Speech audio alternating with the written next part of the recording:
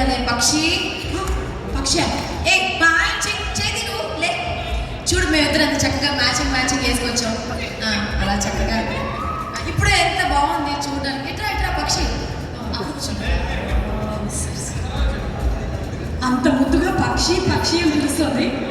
ఒక్క నిమిషం. చాట్ గోపి ఒకసారి ఇట్రా. చెప్పండి. వచ్చినాడు ఎవరో చెప్పు. ఎవరు?